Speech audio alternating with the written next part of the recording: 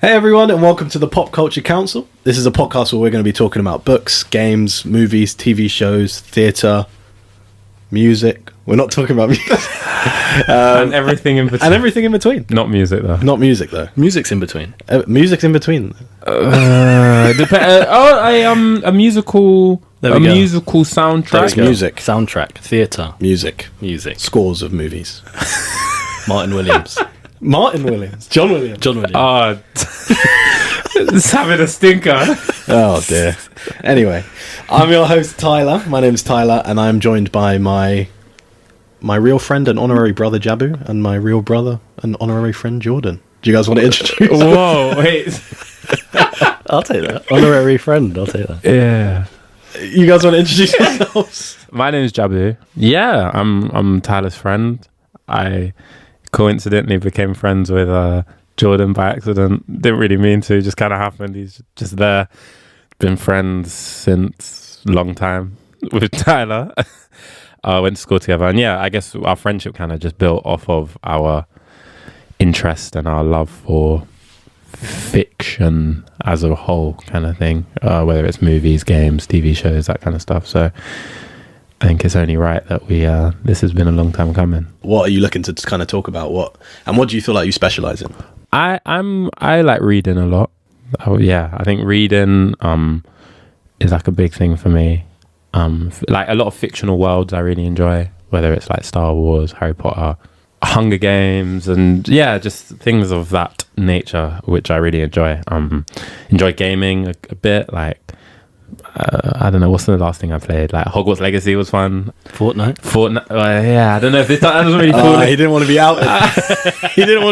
That doesn't really fall into All right, it, man. So with your chest. Yeah, Fortnite's cold. You play Fortnite? I'm getting good at Fortnite, man. I wouldn't go that far. Nice one. Yeah. But yeah. That's kind of it's my interest. Yeah. Jordan, Real brother and honorary friend. I'm Jordan. I've been Tyler's brother for a long time now. I'm enjoying it. It's going well, I think. Yeah, we have a good time. But I guess I play quite a few video games. I like gaming quite a lot. So Conquering Europe. he's conquered Europe from his bedroom. You just see a screen and it's just a map, and he's just strategizing how to take down this country. so yeah, I guess I'll talk quite a bit about that on the podcast. You got to watch out for him. Jordan's like Bruce Wayne. He'll take your country next. He's like Bruce Wayne. Like if he's got prep time, it's just like Yeah, It's so infinite, true. prep time. I'll take that. infinite power. Like Bruce Wayne can destroy anyone if Yeah. he's got prep time. Batman versus Superman. Who won? Batman. There you go. With the prep time. The prep time. Prep time is it, man. I'm a stickler for canon. I love canon. Oh, here we go. Anything to do with canon. Oh Harry my. Potter canon. Guys, Star Wars canon. Anything. Guys like Spider-Man 2099. The canon. So yeah. You want to talk about canon? I'd love to. It's like the continuity has to make sense for you to enjoy something. Absolutely. So you don't enjoy, retcons, like, I don't Doctor like Who? That's what I was going to say, Doctor Who. No. That's why he's here. That's man. He's here all. to If talk you talk about about gaming. anything else, I'm going to go. Oh, So. And you just won't hear him Let's talk. stay on It's just that he's here, but you won't hear him talking. It'll just be me and He's Jabu. just he's on his phone. And what about you, Tyler? What do you hope to get thanks. from the podcast? Since Yeah, I my know name's- Jordan wouldn't have asked. Unless it's about Canada games. As I said, my name's Tyler. I'm a friend of Jabu, brother of Jordan, and I'm kind of a big fan of kind of everything I mentioned at the start of the podcast: movies, games, books, TV shows, theatre. I'm a big fan of the theatre. I go a lot. We live in London, so have that on our doorstep, which is great as well. So look, I'm kind of, I'd say, probably the most like broad in terms of spectrum of interest out of all of us. For sure. I agree with that. Yeah. Maybe perhaps not depth of knowledge on particular franchises. Like Jabu's Harry Potter knowledge is unmatched. But People are going to start asking, what was the registration number of the Flying Ford? Yeah, or that's a good question. yeah, what was it? Come on, guys. No, tell us. What colour? Get out. What was the shade of brown of this person's one? Like, chill out, guys. I don't know that much, but But yeah, I guess I'm like, Star Wars is a big thing for you as well. yeah, big fan Unmatched. of Star Wars. So I'd say definitely unmatched. thanks, guys. But yeah, I'm quite across in terms of like current news and like things that are going on in the industry at the moment. I'm tasked with putting together all of the kind of content for the pod and stuff like that, and then we come together and talk about it. And the other guys have the wonderful job of getting all of the content together once it's all been recorded and produced. And stuff. Yeah. So, yeah. What, you think you've drawn the short straw? No. The way you said it made it sound like we like strong armed you into You like, just show up, man. You don't do anything. Guy just shows up. Sometimes he doesn't even do that. You don't remember the other day when he was like, "Oh, wait, who got here last? Oh, Jordan talked he about was so at I don't work. even do that. He was Is at work. it- huh? He was at work. Yeah, I had a thing to do. I had things, stuff and things. I was Is your name doing- Rick Grimes? I was doing stuff. What was I going to say? Yeah, when we recorded before, you when we were doing test runs, you were like, "Oh, can you make sure my mic's set up for when I come?" And Yeah, stuff nice one. like your mate. celebrity. Yeah, nice one, mate. Why are we doing this? Someone take my coat. So when I come in. remember, I'm editing this. This is all coming out. Oh my gosh. All right. We've spoken at length to introduce ourselves, but I thought as kind of like a warm up into the first episode of the pod, we would do a little game. If you guys Oh gosh. Okay. Is it gonna be? I hate pressure. It's competitive. Is it You're gonna be right. I hate, competitive? it Okay. makes me. I And hate we'll do it across the episodes. So at the end of this one, whoever gets the most points gets one, and then it'll be 1-0. What's the prize? It's secret special prize. Oh, special prize. You're funding it. Yeah, I'll find it's a hug. Thanks, Dad. Anyway, carry on. Okay. So the purpose of the game, I'll read a prompt or a question, and whoever says a correct answer to each of the prompt/questions gets a point, and we'll do 6 or 7 of them. All right. I've got a few written down here. Okay, so So how do I? Is it like a buzz? Like I just there's say no it? buzz. You just say it, and I'll be the umpire if whoever All right, says it cool. first. Let's do it. I think I've seen this on TikTok or something. Yeah, no, it's the original idea. Oh, sorry. Let's go. You let's ready? go. Name a fictional character that begins with the letter A. Angelina Johnson. That was a tiebreaker. We both went with Harry Potter. What did you say? I don't know. Dumbledore. Yeah. I said Angelina Johnson. You started at the same time. Maybe we can do like VAR when we're editing and figure out who gets the point. Nah, let's do it. Let's. That's a tie Yeah, for tie. me. That Okay. was very close. So that's like that's So we'll just scratch that one. He's feeling the stress. Yeah, I am. Name a movie that came out in the 80s. Back to the Future. Yeah, Jabby. great. 1 point for Jabby. Nice. Fantastic. Very quick. Thank you. just winked. Name a book. Harry Potter, Harry and Potter and the Philosopher's Stone. Forget you, Jordan. Jabby's got 2. Name a game that's come out in the last 5 years. Spider-Man. Ragnarok. Jordan got that.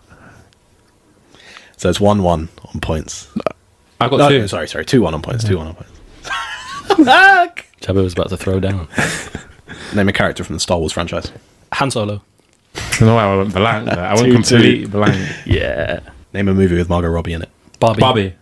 Oh. Yes, 3-2. 3-2. He's coming back. We're going to do 3 more. Whatever. All right. Name a fruit. Mango. Jordan won. Yeah. Jordan's 4-2. Jabu's getting rinsed. Oh my gosh. Jabu, you have to get all the remaining ones correct to come back. Otherwise you lose. So if Jordan gets this one, we'll just call it that. Okay. Whatever. Say the thing then. We should have done this at the end. Now I'm going to be down for the whole episode. Okay, you ready?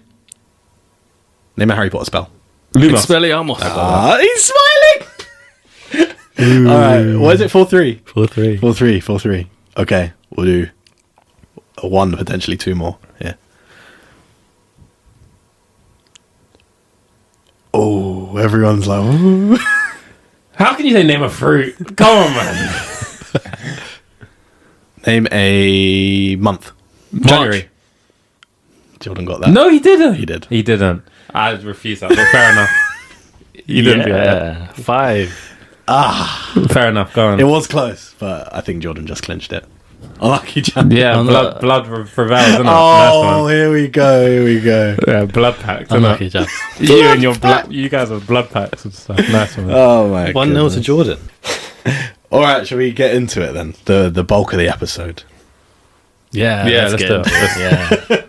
Let's do it. Oh my gosh, it's full organised fun. It's like canned laughter or something. And clap now. Okay, so the general kind of running of the episodes, we'll talk about the current news in the media and entertainment industry at the moment. So we'll have a section on movies and we'll talk about current trailers that have come out or if there's been a big movie release. And then TV news, and we'll talk about games as well. And then we'll kind of have like a kind of random section at the end where we talk about what we've been watching and what we've been reading, or if we went to see something in the theatre, for example, or what we're playing. If we haven't already spoken about it in the episode, we'll kind of just wrap it up with any final thoughts as well. And then in between all of that as well, we'll have special episodes where we'll do something like a movie review, or we'll do a tier list of a franchise we're all fans of, or we'll do like a draft pick of Marvel superheroes, for example, and we all end up with 5 heroes, and then we'd say whose team would be the kind of strongest in terms of teamwork or whatever. The main episodes will be kind of news, and then in between that will be some other fun stuff, jam-packed. Exciting. Let's do it. But today's episode, we've got a lot of news to get through. And I know you guys have watched some of the trailers I've been sending through to you guys over the past couple of weeks, but we'll start with the big releases that are coming up over the next week and some of the flagship releases of the year, actually. Wow. But when you say it like that, flagship of the year. It's big. It is big. It's a big old weekend coming up. Big news, man. We got Barbie and we got Oppenheimer. What do you guys want to talk about first? Oppenheimer. I was going to say Barbie. Ooh. What do you want to talk about first, Tyler? Okay. I'll do the tie break. Let's do Oppenheimer first. Okay. Let's do Oppenheimer first. Best or last? Best. I'm actually looking forward to Barbie. We'll come and talk about it in a sec. But all right, Javi, you chose Oppenheimer. Oh gosh. Tell us, what do you think about how are you feeling about the movie? What do you think about the trailer and stuff? I think it looks incredible. I don't know. Maybe I think it's a mixture of a lot of stuff that I'm really like a fan of. So one of those things, Mr. Nolan himself. Christopher Nolan. This guy loves the Dark Knight trilogy. Like the As if you don't. Okay, yeah. Fair enough. But like Inception and all that. I love Nolan. I love Nolan. I just love Nolan. Like I think he's incredible. One of the best ever in the way he does his movies. I'm also a big fan of like history. So I think mixing Nolan with like such a, you could say, very pivotal part of like world history. It was huge in the creation of the atom bomb. I think, or atomic bomb. I think is incredible. It's amazing. It's massive, and so Christopher Nolan creates massive films. Like not just like I'm not talking about like box office success and stuff. More just like they feel big. Like you feel like you're in something very big, and the way he captures it on the screen and that kind of thing. I think this one's got to be seen in IMAX. 100%. I agree. It's a very Christopher Nolan thing. This has to be seen in the cinema. They're making a big deal out of it, and all the marketing material and stuff. They've all of the cameras and stuff they've been using are like big IMAX cameras, and they're like making a big deal out of the fact you need to see it in IMAX and all of this. And I saw a thing that was like apparently because it's quite a long movie, it's like comes in like I think like over 180 minutes in runtime. Wow. And each of the reel that they have in like the little backstage room and for the IMAX screen is apparently 11 miles long when you uncoil it fully. Wow. 11 miles. Yeah. Wow. I saw it. It was like apparently it like nearly like I saw a video of it, and apparently it nearly like fell off the plate that they put it on to like spin the movie because it's so big. It's got to be so heavy. I know. That's crazy. I think it's like 600 pounds or so. That's probably waffle, but I think I saw some probably fake fact about that. Interesting point about Christopher Nolan. He was a Warner Brothers guy for like ever. Like Dark Knight, that's Warner Brothers. Inception, Interstellar, Tenet, it's all Warner Brothers. All of his movies was Warner Brothers. But during COVID, when Warner Brothers decided to do day and date releases on their streaming platform HBO Max, he was very, very against that. What releases? Day and date. So they released the movie in cinemas as well as on their streaming platform on the same day. I can imagine him being quite against that. Because he's like, no, you have to see my movies in the cinema. This. And so he left Warner Brothers. Purist. He was done. And I think this is his first Loves movie. the art of movies. This is his first movie without Warner Brothers. I don't know who does it. I think it's Universal. Yeah, it's I'm looking forward to it. I'm same as you. I like these historical fiction stuff. It's kind of based on real life. It's got a great cast, like Cillian Murphy. Have as the main character. Have you seen the Nolan boys? Nolan's Golden Boys, like Michael Caine, Cillian Murphy. This only has one though, from what I can see, because Matt Damon isn't like one of his usuals. But Matt Damon's in What's he in? Interstellar. Isn't that Gerard Butler? No. Matt Damon's in it. Yeah, he is. Yeah. I don't count him as a Nolan boy, but I guess he has been in. Yeah, he's now a Nolan boy. If you're in more than one, you become. He is now a Nolan boy. Yeah, or girl, true. Or girl, or person, or person. Have you seen the interview of Robert Downey Jr. and Cillian Murphy? No. I don't know if I watched the whole interview and it's been taken out of context, but I've seen it like plastered around the internet. But it's so funny. It's like there's a bit where RDJ is talking and he's like, he's talking to about Cillian Murphy's career, and he's like, this will be like a big moment for you. Like he's talking to him like he's some kind of niche actor that's never been in anything ever. He's like, because he's like, it's almost like, I've been Iron Man, so I guess it is like it's a different level of fame when you're starring in like a bit. And but obviously he's done Peaky Blinders, and he's a big deal. He's that guy. Though, he's a big old deal. But is he only that guy? Maybe in the UK. No. He's like a big I don't know how in my he's head, in every single one of the Batmans. Yeah, in my head, he's that guy. He is. But it's so funny, and it's just like Cillian Murphy's just looking at him like, yeah, all right, Grandad, like let's take you away now, kind of thing. It's just so funny. I think he's. I was going to say, the wider context of the interview, he does like know who he is, and he's like talking about how he's been in a few projects and stuff. It's not even a joke, but it just like, oh really? Like when Robert Downey's saying it, it's not a joke, but the way the clip's been cut, it looks like. Do you know what I mean? Yeah. I think he is one of my favorite actors. I think he's so talented, Mr. Murphy, because it's like, yeah, he can do. He's done so many different roles, I feel like, and he does them all like they're very different types of characters, and I think he does them all really well. Like in Peaky Blinders, I can imagine he's going to be so different to the way he is in Oppenheimer, which is so different to who he is in Batman. Yeah, and like I can't off the top of my head, I can't think of anything else he's been in, but I think I think he's really good. He got some serious range. I think he's really, really good. Something though in the trailer which I thought was really interesting. They were saying, and I've never really thought about how they create these kind of things, but one of the scenes, he's like, to get the best scientists, we need to like create like a whole like we need to create a town, bring their families, so they can bring their families, otherwise they won't come. And I found that really interesting that like they put so much money and like development, like so much money goes into the development, not of the bomb itself, but of like everything to create the situation where everyone can now create, kind of thing. I thought that was really, I don't know, it just stuck out to me. I thought it was really interesting. Yeah, from what I could tell from the trailer, this bomb was kind of like the hope of America. Like, we need to end this war. How can we do it? And then Oppenheimer showed up and was like, this is the way. And everyone kind of got on board with that. This is the way. This is the way. I don't know how it went down in real life, but that's what I got from the trailer, and I like that. One thing that really stuck out to me was some scenes are in black and white and some scenes are in color, and I like looked up if there was like a reason for that, and apparently Nolan said the scenes that are in black and white, which is like less of the movie but still a decent amount of it, are objective scenes that like through the eyes of history this is what happened, and then the things in color are like Oppenheimer's kind of, it's through the eyes of Oppenheimer, which is the bulk of the movie. So that I really like that. It's a nice touch. That's so sick. Yeah, really cool. That is so, I think that's so sick. Oh, I'm in awe of that. You would be, wouldn't you? No. Christopher Nolan's genius on display. Oh, come on, guys. No, that's really cool. Is that not really cool? That is incredible. Yeah. That's not really very cool, is it? It's cool. Come on, guys. Don't rub me out like that. Another thing that I found cool was the fact that there's apparently no CGI shots in this movie. Wow. Ooh. And so all like the big old explosions and stuff were... Oh my god! You know what looked really cool in the trailer was like, you know, the explosion and it's kind of like following the fire. Yeah, and it like, I don't know, there was something about the way it looked. The way it was shot. Yeah, it looked so cool. Like it was. I think it might have been like a look kind of in slow motion, and then like I need to watch that film because as soon as I saw that trailer, I was like, I think it's going to be sick. I think it'll be interesting though because.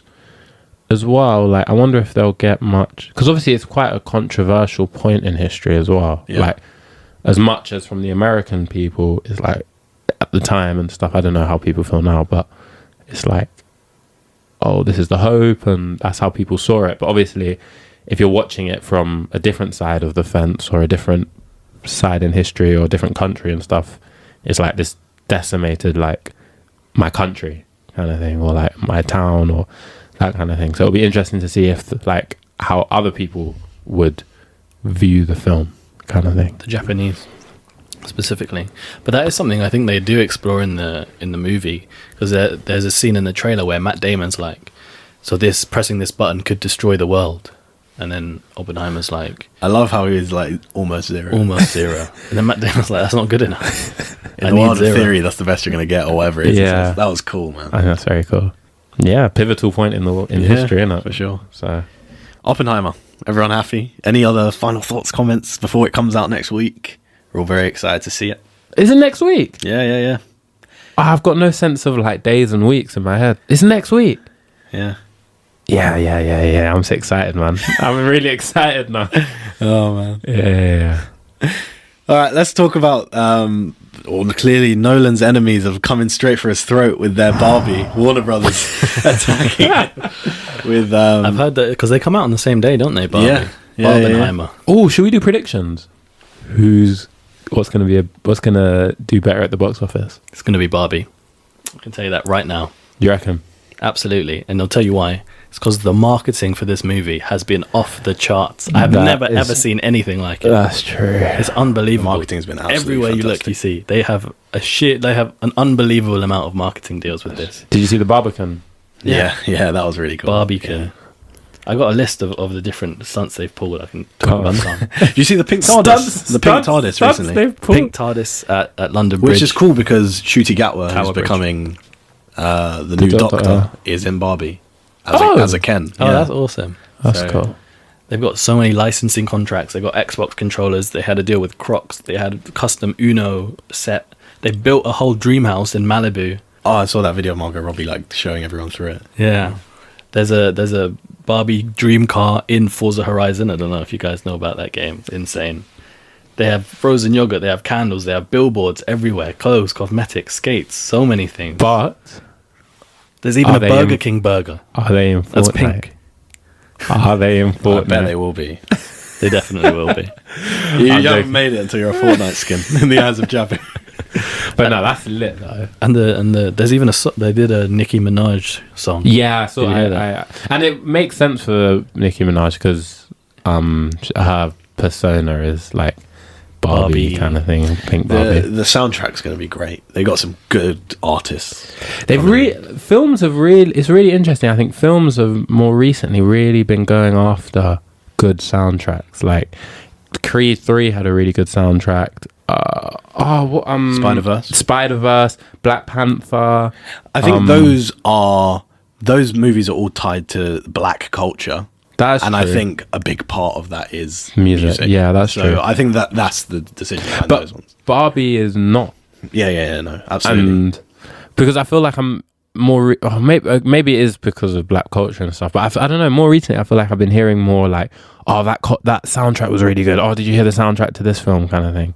I don't know, but yeah, I think it can carry a film a lot. Like if you hear a soundtrack and you're like, oh, that's good, and it can, that kind of thing. What do you guys think about the plot of the movie, like the trailer and stuff? It reminded me of Enchanted. Have you guys watched Enchanted? Oh yeah, That movie's fantastic. It reminded me of Enchanted. yeah. I see Because that. in the idea of not Like obviously they the go whole to the real world. yeah, that was the first thing I thought of. That's so. Yeah, I hadn't really thought about that. That's really interesting. Knock off of I'm joking. Oh my gosh. Enchanted knockoff. Disney lawsuit income. I'm joking.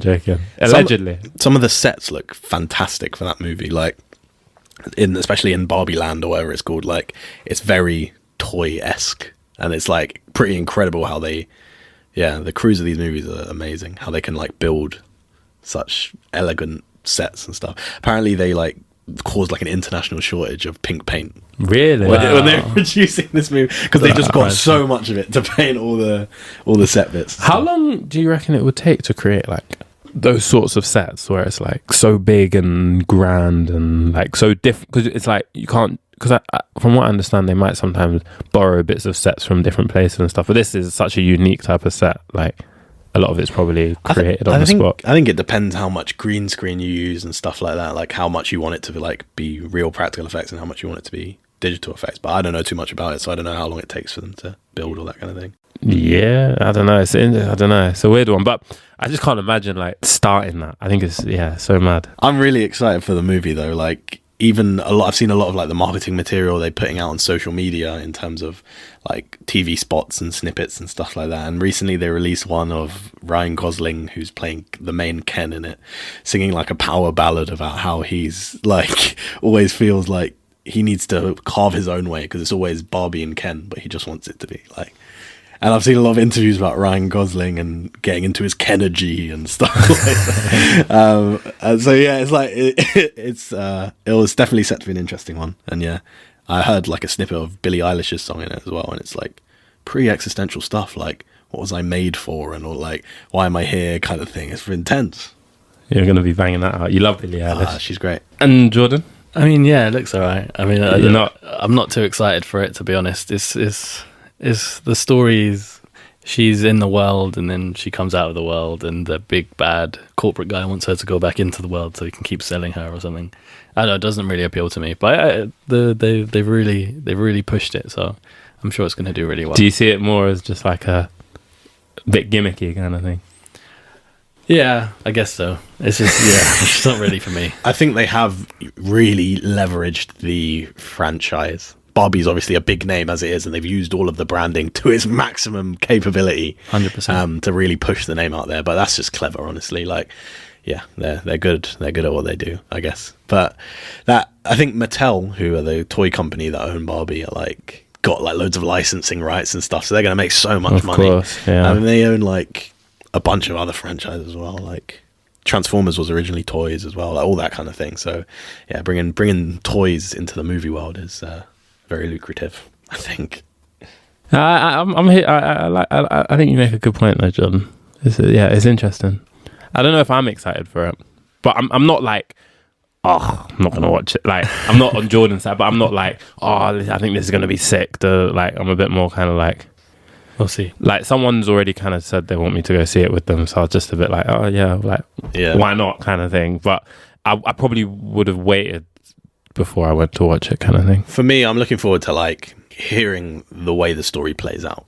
I think it can be very cleverly written and delivered on screen in a way where it's like quite humorous, but like in a way that like Deadpool is, for example, or like, I don't know, like a Rick and Morty or something, where it's a bit like kind of meta in the way like it's aware of itself and it's kind of nodding to the audience while it's being played out. I think I agree with you. I think it's going to be quite funny. I think it's the main thing is it's going to be a comedy movie, but it's going to tackle a lot of like themes and issues that are going to be relevant to the audience for sure. Yeah, like even that Billie Eilish song is indicative of that, I guess. Yeah. For example, big words, man. Oh my gosh, indicative. But do you know what I mean? I do get nice one. Yeah, real nice. But no, I think what you're describing, I think it could do it well. Yeah, for sure. If it's done well, it could be very good, I think. Last thing I want to say about Barbie is I'm happy that Emma Mackey's in it, because Emma Mackey is like, there's like been a run. Emma Mackey is Maeve from Sex Education. There's been like a running thing that she looks like Margot Robbie. Which she does. And it's been like, she can, does. yeah. In this movie though, I don't think she does, because she's got like, I don't know if you guys have noticed her in the trailer or anything, but she's got like brunette hair and they look very like decidedly different, I think. But I saw an interview with Margot Robbie where she was with Ryan Gosling and they were playing with puppies. I think it was a BuzzFeed thing or something. And Margot was saying they were going to do a joke about how they look the same, but then they realized they don't really look the same, so they just scrapped the joke, kind of thing. But interesting. Is there a brunette version of Margot Robbie in the trailer? I don't know. Oh my god! I didn't god! notice that. Because if it's the person you think I'm talking about, I thought I always thought the same thing. Wow! I honestly thought it was also. I was when I saw it, I thought there were going to be different versions of Margot Robbie. Yeah, me too. But now you say that, I'm like, they're maybe all different Barbies. I think the thing, and they're all Barbies different. Like, they're all different actors. They're all different actors. Yeah. I thought it was, so I thought I'm gone completely against what you're saying. That person I thought was. I also had the exact same thought as you, John. Oh my gosh. It's just completely gone against what you just said. They're all different Barbies of different shapes and sizes and colours and everything, I think. Interesting. Which is great. I think it's really good that they're like showing all the different. What age group is like it kind of obviously as adults and stuff, but how far down does it go in terms of age group? Is it take your kids to it? I'm not really sure. I don't think kids would necessarily enjoy it as much. I think it is more targeted towards adults. People who were playing with Barbies when they were younger, maybe. Definitely, yeah. I read somewhere that I think a big aim of it is to bring Barbie into the real world. What would Barbie do if she was in this situation? Or what would Barbie have if... A la Enchanted. Yeah. Barbie TV show incoming. Oh my gosh, spin-off. Depending on the success Starring of this Emma film. Mackey. Yeah, depending on the success of this film. Sex Education's coming back soon. That's exciting. Yeah. That was a good show. But yeah, Barbie and Oppenheimer, out 21st of July. Go see it. Sponsor me, companies. Pay for me to go watch. Give me free stuff. But let's move on to another trailer, which we got this week, which was the Wonka trailer. I don't know if you guys knew about the existence of Wonka before, but it's effectively an origin of Willy Wonka's story before the iconic Charlie and the Chocolate Factory. Thoughts, opinions? How did you feel about Timothy Chalamet? I think it was Chalamet? good. I like the way they Timothy did the Chalamet. scratch that, reverse it thing, little throwback to the other movies. But I was kind of hoping for this one to be like more about his journey, like finding the Oompa Loompas and stuff, like in the jungles or whatever, like they did, like they said in the Johnny Depp one. Oh god, here we go. He's going to say, is it part of the canon and all of this? He's going to start talking. I don't. Yeah. Well. Yeah. That's what it Because is. it looks like It looks like he's already done. It looks like he's already done all of those. or not those necessarily travels. he's already done it. I think it's just a retelling of the story. I don't know if No, but even- he mentions in the trailer. He's already been traveling for I've 7 travelled years. for 7 years to find the best combinations and stuff like But that. when he find like, you know, Hugh Grant's little Oompa Loompa or anything, when he's like a bit shocked that of his existence and stuff, so Yeah. he finds the Oompa Loompas in a different way to Yeah. what the Tim So Burton it's movie not, would have. it's you not all believe. the same. Yeah. It's a different canon. It's a different world. I'm really, well, I don't know if I'm really excited, but it surprised me. I mean, I'd heard about it before, like, I think it was being created, and I didn't really. I just thought of it more as like, oh, they're just trying to make more money. Just leave it, kind of thing. But when I watched the trailer, I think I was pleasantly surprised. Like, I was a bit like, oh, this actually looks like it could be quite enjoyable, kind of thing. And I think the vibe of it as well, like when they're saying, oh, comes out at Christmas time and stuff, it kind of felt like quite a fun, like quite magical type of. It's been sold down the market. Yeah, nice one. Completely intentional. Yeah, nice one. I get it though. But it felt like it felt. Yeah, I don't know. Do you know what I mean? Like it felt like quite warm and cuddly and whatever. Like it would be a nice little film to watch with your family. Like or a kid's something. I don't movie, know. yeah. Javi loves that when it's warm and cuddly vibe, he always goes for it, man. Always makes him feel all nice and fuzzy inside.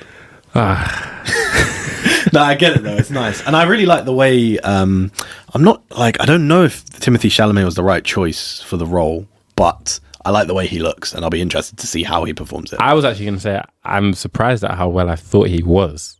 Okay, Because I thought well, from the trailer I felt like he looked like he surprised me in, like, I felt the way he was talking, and it's different to what obviously I've normally watched him in, like, I don't know, June, or like that Henry V or Henry VI or Henry V, I think it was. The King, is it called? Or the King, maybe. Yeah, I think. Well, I don't know. It's about Henry, one of the Henrys, and he was like going to war and stuff. Like, it's very different to those type of films I've watched him in. But I think, yeah, I think it's just new. But I think I do think he's going. From the trailer, it seemed like he's going to do pretty good at it. The Oompa Loompas, it looks like they've gone for the Gene Wilder version, the earlier Willy Wonka and the Chocolate Factory movie. I don't know. He looks a bit weird to me. It was a bit unsettling. You don't like it? I don't know about it. I hope that they know what they're doing, because Hugh Grant is a very strange choice for the Oompa Loompas for me. But I'm sure that they have some kind of plan. Will he be all of the Oompa Loompas? Oh, that's true. Oh, that's a good question. Will there be multiple Oompa Loompas in Will this there movie? be multiple Oompa Loompas? This could I be don't the know. first Oompa Loompa. And then he just reproduces like Adam- asexually. Adam and Eve. It's just Oompa. And then he gives birth to Loompa, and then Loompa is the family name. Oompa Loompa. They're all called Oompa. Is Loompa the family name? Jabu Loompa. I thought it was the species. The Oompa Loompas are the species. Yeah. They don't get named. It's dehumanizing, really. Oompa Loompa 1. Oi, Oompa Loompa, come here. It's a bit rude, actually. Think about it. You They call all him. just turn You around. call him Oompa. Would you call them Oompa? No, I would probably say Oompa Loompa. Hey, Oompa. Oompa feels a bit more like What about just Loompa? Hey, Loompa. it feels a bit more rude, like lumpy. Oomps. feels like it could be like feels bit more personable. But that's how you differentiate between them. One's one's O, one's Oompa, one's Pa, One's M, one's Lumps. one's Oh L, my gosh. one's R. But I think there might only be one. Obviously we don't know. We don't know. Because I don't know if the movie will end with him having the factory. No, I don't think so. It looks like it's just about his first ever chocolate shop. Yeah. Yeah. So, yeah. And I thought it was a bit weird the antagonists are like other chocolate men, I guess. No, it makes sense though because he's coming to disrupt The chocolate industry. Yeah, he's a disruptor. I get it, but it was a bit weird that they were all standing ominously like they're some kind of like they're Thanos or something. And they've all got chocolate Or infinity like stones. they're Voldemort or something like that, and it's like they're just businessmen. There has to be some kind of arc, I guess. So, final thoughts? Any opinions? No, Move on to the next trailer. I'll watch it with my siblings or. You don't want to watch it with me? Nice one. Oh. I'll watch it with my sibling. Yeah, how about that? Yeah, nice. I watch it with it's that type of vibe. I think go with the family or something. Can we talk about Napoleon? Yeah, Can we? yeah, of course. That Do what I do. is something I'm looking forward to. I didn't even know it was being made. I'd never heard of either. Yeah, of you. no, me neither. I didn't know until I received the trailer from Tyler. Yeah, same. But I thought that looked sick. It looks interesting. It looks less like Oppenheimer and more like an Elvis or a Bohemian Rhapsody or something, where it's more of a character study. Although I don't know, maybe Oppenheimer is that. Yeah, Ridley Scott mixed with Joaquin Phoenix. Always, well, they did Gladiator. Oh, and that's my a God. generational classic film. Guy loves Gladiator like there's no tomorrow. So it's only right they came back. What's your favourite Gladiator quote? Oh, there's a couple. This is Sparta. Nice. Oh, come on. I'm joking. When we say this guy cares about games and canon, we mean it. He's not joking. I am joking. He wasn't originally.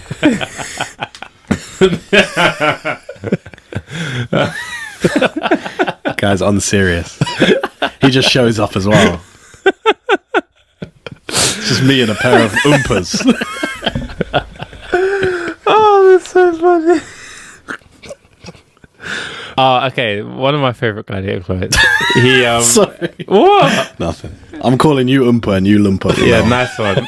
I'm calling you Willy. So he's just revealed himself to. I'm not going to explain the Gladiator, whatever. But he's just revealed himself to someone who thought he was dead, and everyone's like, da, da, da. And he's like, "Who are you?" And then he takes off his mask, and as he's turning, he says this, and he's like, "My name is Maximus Decimus Meridius, father to a murdered son, husband to a murdered wife, and I will have my vengeance in this world or the next." And he says he's saying it to the person who murdered his family, and then the reaction, everyone's like, "I can't believe he's alive." Da, da, da. But that's one of my favorite scenes in that film. But yeah, them two linking up to make more generational content, I think it's only right, man. But I thought it was really interesting, and I don't really know much about Napoleon. No, yeah. I thought he was. I didn't know he was like a king. Yeah, I didn't know he was like an actual king or emperor kind of Me thing. neither. I thought he was just a war general kind of guy. That's what I thought. Me too, yeah. It'll be really interesting to see. I think in terms of the actual trailer as well, the way it's shot, like some of the shots seem really grand, like big battle scenes and stuff like that, which I think look really, really cool. I agree. So yeah, I don't have too much to say about Napoleon in terms of like the plot and stuff like that, but Me neither. Like it is like I think it was more just one to watch. Yeah, just more excited. That's coming out this year as well. End of this year, back end of this year. So. Yeah. Yeah, I agree. It looks very dark. Yeah. Very personal.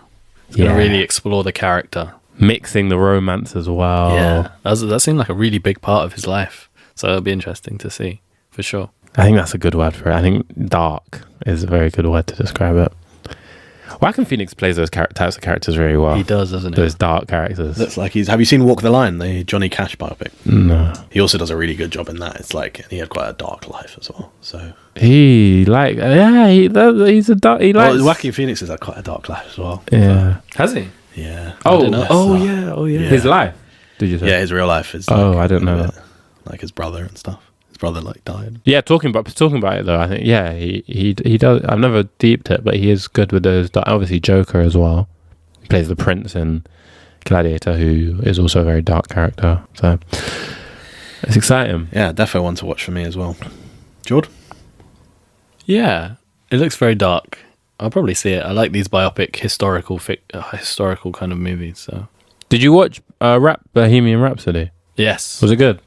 yes, yeah. Doesn't sound confident. No, it was good. It was Bohemian good. Rhapsody's amazing. Oh, wow. Freddie Mercury is a very interesting character. Great person to make a movie about. Similarly to Elvis, that was very good. I really enjoy the music biopic thing that they're doing at the moment. Like I really liked Rocket Man as well, which is Elton John's one. And yeah, like you say, Elvis. I haven't really watched many of these. The only one I watched was... You should watch... Straight Outta Compton. Yeah, well, that's an I don't know if example. that counts as... That's 100% an example of a really good one as well. I really enjoyed that. And... Tupac one was trash, though. I never saw that. That one was trash. And then I think Tupac had like an iPhone in it, and people were joking that he had like a phone. Like, it was just stupid. But...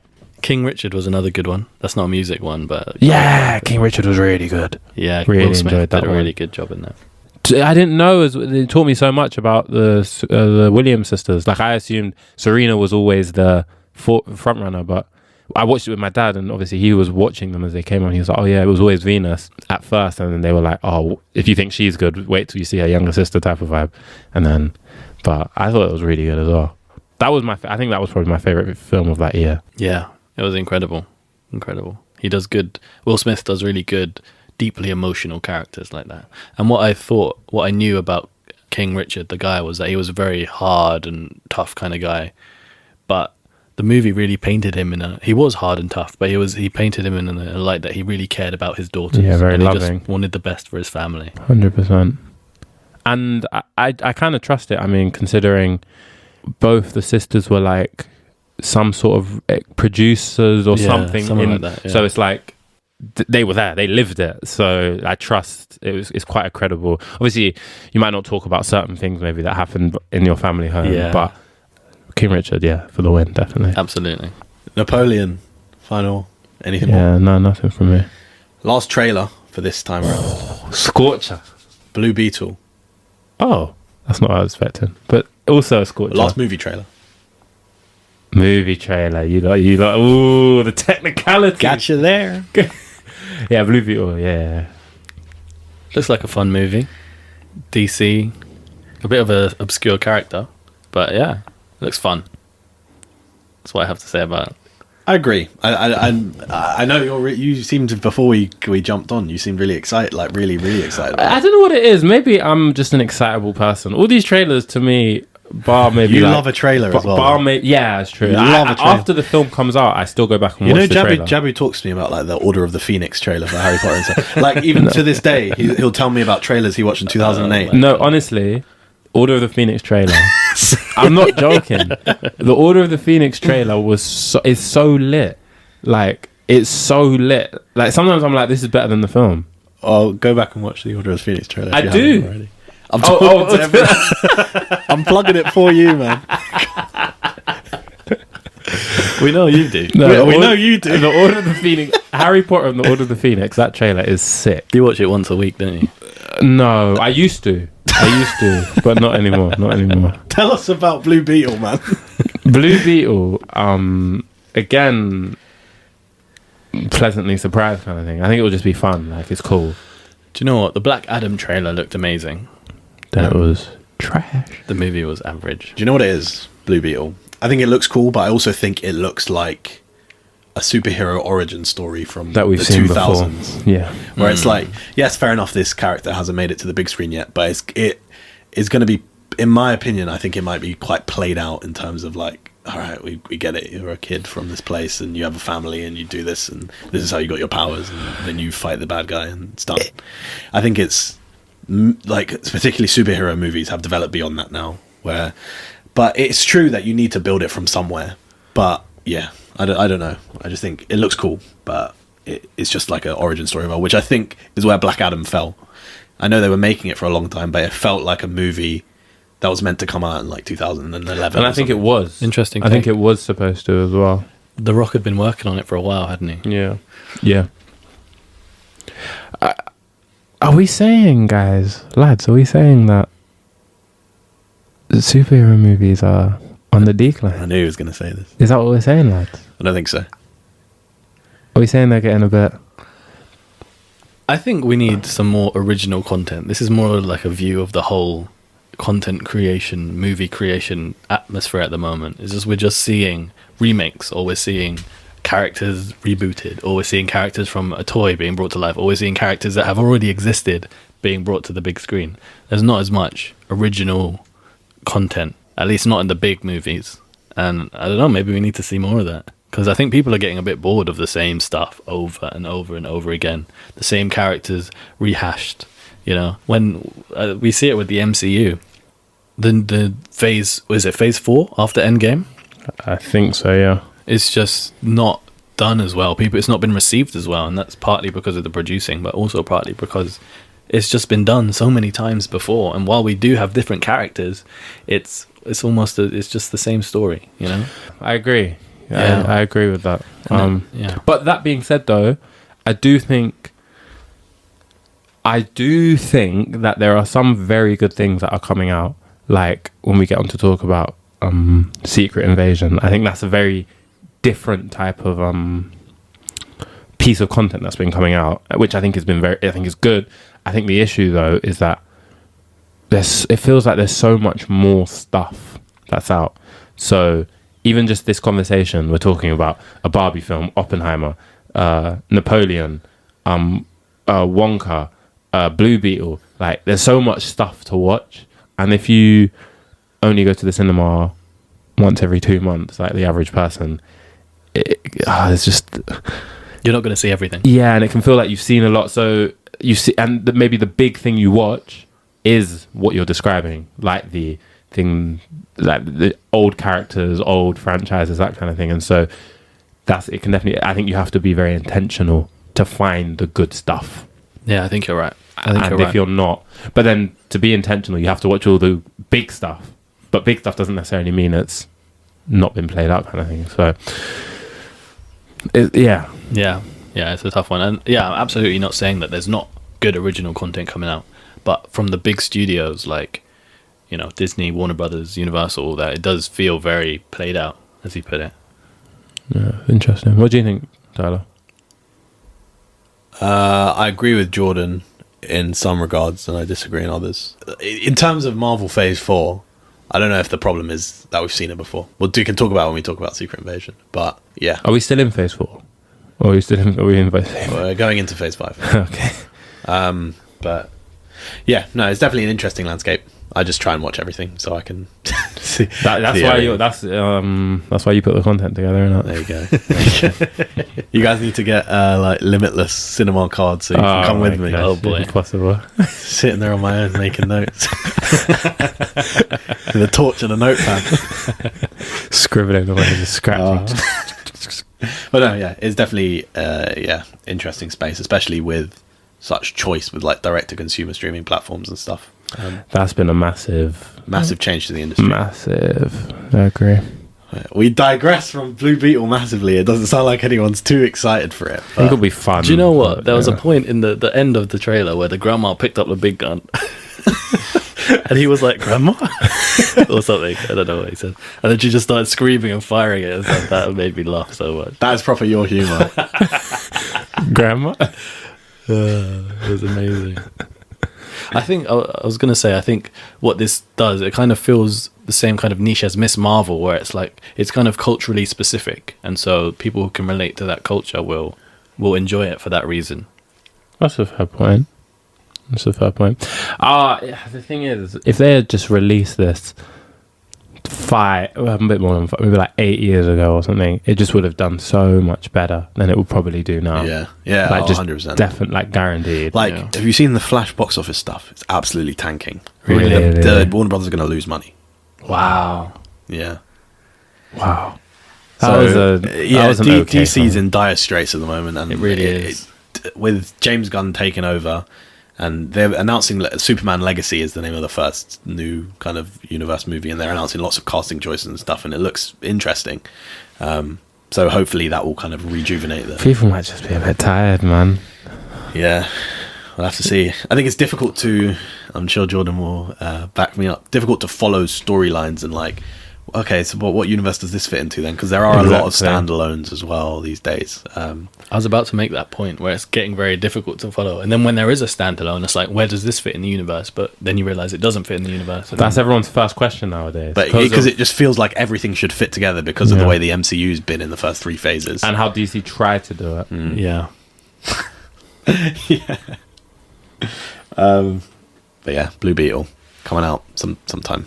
Yeah. Go see it. Yeah. Sometime soon. Yeah. I mean, there needs to be an evolution in the nature of superhero movies, I think. I don't know what that needs to be. But You can be the person to. yeah, that's right. I need to start brainstorming. Deadpool 3. The leaks. There's been lots of leaks. It's currently in production at the moment. It's due to come out in 2025, I think. And there have been some really interesting leaks that we can talk about. First of which is Wolverine appearing in his comic book accurate suit, the iconic yellow and blue. I think he looks really good. I think it also kind of ties into the whole X-Men 97, the new animated series that Disney are releasing, which is like a throwback to the original 90s X-Men show. He's going to be in that suit and that as well, so it all kind of ties together nicely. I think a lot of comic book fans probably enjoyed seeing him in the blue and white suit, in the blue and yellow suit. This is Sparta. But yeah, no, it will definitely be an interesting movie. So wait, does this fit into the whole X-Men Exactly. Does this fit? Fox How does this fit? universe that existed before? So it's interesting because one of the leaked pictures is Deadpool and Wolverine fighting in front of the 20th Century Fox logo, which I think is so cool.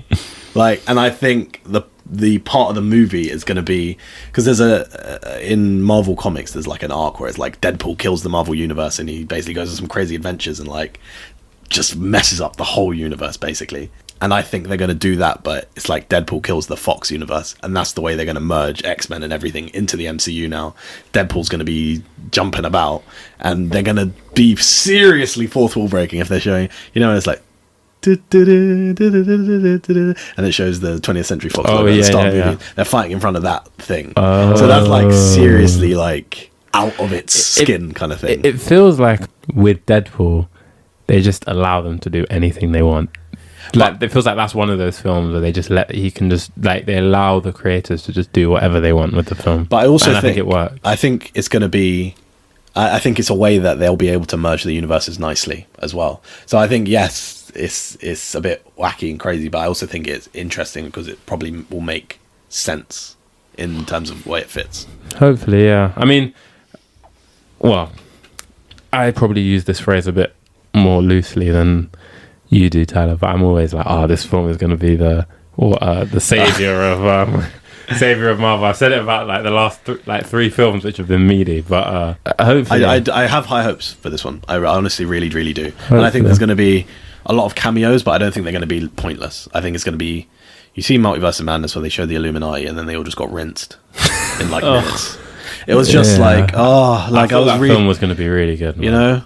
But yeah, I think they're going to be meaningful cameos. We got Jennifer Garner returning as Elektra. I don't know if you guys have seen Elektra. That's like 2005. Yeah, Elektra. And she was also in I haven't watched Ben it, Affleck's but Daredevil movie, which was a year or two before that as well. That Elektra movie was awful, apparently. I haven't watched it, but 11% on Rotten Tomatoes. Wow. 4.7 on IMDb. Terrible ratings. I think it still carries 4.7 weight though, out of because 5? it's like out of 5. I think it's still like, but I saw that and she's coming back. Cool, I'll go and watch that kind of thing or whatever, even if it wasn't the best. Yeah, I agree. And I think there'll be loads of interesting cameos, particularly from the X-Men Fox universe. Like we obviously know Wolverine's in it and stuff. So yeah, it'll be a really interesting. The dynamic between Hugh Jackman and Ryan Reynolds. It's going to be very good. Thank you. You know I struggle with names. This is Sparta. I think I hope they do is take this opportunity to kind of divert away from this multiversal route that they've taken the whole MCU down, because I think that's part of the reason that it's kind of tanked. It's just become so pointless and difficult to follow. Like in Everything Everywhere All at Once, Joe Butapaki is just a bit like everything is happening all the time anyway, so nothing matters. It's kind of a bit like that in the MCU where it's like, I get it, yeah. So maybe now they can use Deadpool as a reason that the multiverse is no longer like such a big aspect of the MCU or something. I don't know. I don't know how they're going to make that work with America Chavez and then this whole Loki thing. But So I think it's going to be interesting because it could be a thing where Deadpool does basically resets that as well. But it could, or it could just be a very in of itself movie. It could be, yeah. And I don't know. Let's talk about Secret Invasion. Let's move on to TV. Cool. We're at episode 4 now. Came out at the time of recording. Came out yesterday. How do we feel about episodes 1 to 4 as a whole? I enjoy the story. I like that it's a focus on Nick Fury, who we haven't seen for a long time, really, in the MCU. He's been up on the space station, as they talk about a lot. And it harkens back to... You see flashbacks to Captain Marvel times in the mid-90s, where apparently the Skrulls first appeared on the Earth. You see a bit of around the first Avengers. In the fourth one, they talk a little bit about that. But the story so far has been an interesting one.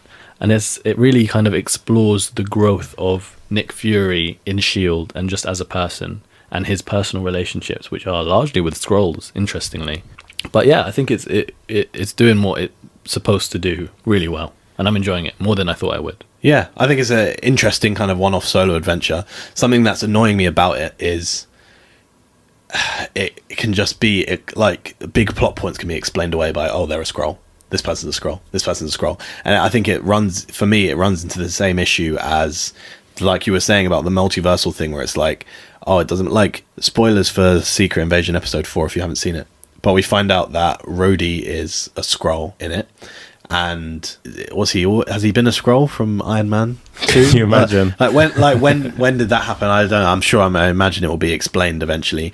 But it also feels like they can now retcon so many things, and I'm not really a fan of retcons at the best of times. So it could just be, oh, but this person was a Skrull, that person was a Skrull. And Secret Invasion was a big event in comics in the 2000s, and from what I gather, it was very exciting, and it could be like, oh, anyone's Skrull. But I think it's the same thing with the multiverse, where in comics it's fine because you can read what you want and kind of still loosely follow along with the story or whatever. But when you then transfer onto the screen, audiences feel like they have to watch everything, and then it becomes, and everyone just gets a bit confused. Why is Jon Snow some kind of knight now? You know? Why is Harry Styles in space? Yeah. What's happening with that? Is he going to be in a thing now? Who knows? Why is Jon Snow? Why is Jon Snow? I mean, he is a knight in Game of Thrones anyway, but why is he some special magic knight? King of the North. You know? And then... Rob was in it as well, wasn't he? Rob Stark was in it, isn't he? In the same movie. Yeah. So yeah, I don't know. I think a lot of things work in comics and they don't necessarily transfer nicely onto the screen. Unless they do make it a thing where it's now, you don't really need to have, and I think Disney know what they're doing. They're not going to be like, oh, you have to have watched every second of She-Hulk to understand the next Avengers movie. But it's important to, I think maybe even obviously they want people to watch their stuff, so they can't really say it, but in a way kind of feed that you don't need to have watched everything. Because for people who want to watch everything, like us, I think, and so you only have so much time. It's hard to commit to watching, and then you've got all the other franchises that you're interested in as well. So. Yeah, I think you're right. I mean, like you said, the comics are a very niche form of entertainment. Most people don't read comics, but most people watch movies, so it does need to appeal to a broader audience, and I don't think the multiverse does. And yeah, I think you're right about this Skrull thing. I think as well, for example, the reason there's a multiverse in Marvel Comics is so you can... the main Spider-Man's doing this, but I want to write a shoot-off Spider-Man story, so let me just do this kind of thing, or let me do that, and then it becomes all one thing that feeds into one. And it'd be cool to cross over this, and that's kind of just, it kind of naturally develops. But it's fine if you're just reading one Spider-Man or reading the other Spider-Man. With this, it's very... everything's just all in one kind of thing, and then there's 50 Kangs, and then Loki's there. And, do you know what I mean? It's just all of it. I think I agree with both your points, to be honest. I think, though, for the actual story... I've been enjoying it. I think it's been a cool... it's not just this person versus this person. It's like Gravik. Gravelax? Gravik is obviously the antagonist for his camp, or the antagonist, and then he's going against the humans. But then you've also got... I'm terrible with names. Who's the Skrull on Fury's side? Talos, yeah. He... obviously for a bit went by himself, and then he kind of you can imagine causing like there could be a divide in not all the scrolls obviously agreeing with Gravik. Gravlax the Destroyer. Like there's more than just one antagonist kind of thing. Like it's not so clear cut, because I get where Gravik is coming from, kind of thing. Yeah. And I think I don't know the name of the actor, but I think he's His name's Kingsley Ben-Adir. I think he's done a good job. And this is one point I was going to make. I think he's been incredible. I think he's been really the really highlight good. of the whole thing for me. He's playing Bob Marley in a Bob Marley biopic next Is he year. actually? Yeah. Next January. That's going to be exciting. One Love is called. You know what? Actually, looks good. I saw the trailer. But no, I think he's been very good. Like he is very incredible. I really, really appreciate hard, his performance. kind of Yeah. cold, He's killing it. quite scary, But also kind of like flippant at the same time. yeah. He makes good comments sometimes. Where he's a bit funny. It's like he's not really taking it that seriously, but he cares But a lot. yeah. But he is taking it seriously. And then there have been that cool little scenes. You know when like the van went in front of him, Yeah. and then he was trying to see if the daughter, Talos' daughter, Gaia, was in the car, because I think there's been some cool little moments like that, which maybe to counter Tyler's point about making like the enemy or the people they're against, they can change face and who's who and stuff. I think that makes it quite, as much as it can retcon certain things and they can just explain it away, I think it does make it quite cool as an actual plot. For the sake of the actual show, it can make it quite exciting and like kind of thing.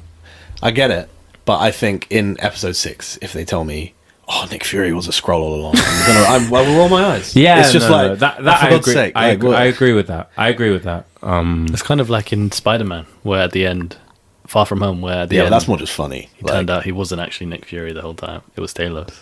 I get that. I don't know. I'm thinking more just like on a episode as I'm watching it. Like if I'm, because I don't know what they're gonna do. But so far, like Yeah. I think it's made for some cool scenes and like some like exciting like who's who, like that. Totally kind of agree. thing. Yeah. I saw something that they left some breadcrumbs. I mean, you probably could have seen it without the breadcrumbs, but that Rhodey was a Skrull.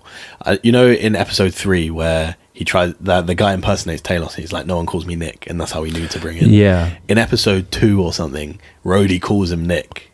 Does he? Yeah, just in one offline. Oh, interesting. So it's like a hint, like foreshadowing kind of thing. Which is Interesting. That's so quite if cool. you went back and watched it, you would have been like, "Oh wait, but he said this." Did you go back and watch it? No, I saw it online. Whatever. No, that's quite cool. But I like for all intents and purposes, I'm enjoying it. Yeah, Like, me too. I'm quite. At first, I was only like I was a bit. It was like obviously, you have to watch it for the podcast. We're going to talk about it and stuff. But as I was watching, I was like, "Oh, this is actually quite fun." Like I'm kind of looking forward to the next episode. Yeah, it's now, good. It's good. kind of thing. I don't think Tyler was saying that it's a bad show or like the Skrull thing is ruining the show. Yeah, no. I'm enjoying watching it for what it is. I'm just worried. I'm optimistic that won't happen. I think. Well, I mean, they did say there's 1 million Skrulls on Earth, which there's a lot of possibilities there. But it's when they said it sounded like a lot. But when you think about it, it's not actually that much. Well, I guess so. When Fury considered there to be like maybe a couple hundred. Yeah, That's a lot. that's different. Yeah. But yeah, I know what you mean. But I'm there's just different viewpoints in it. But I'm enjoying it. But I do agree that there's certain things they just shouldn't do. In my mind, I'm like, oh, they just won't do that. But if they do it, then it's a bit like, okay. The other thing about the Secret Invasion though, is like no one cares. No one cares that it's coming out. Oh, just like No one's excited about it. No one's like talking. yeah. Oh, did you guys see the latest episode? Marvel's lost that, and it's really sad to see. Because there's so they flooded the market. Interesting. Another piece of news that has come out in the past day or two.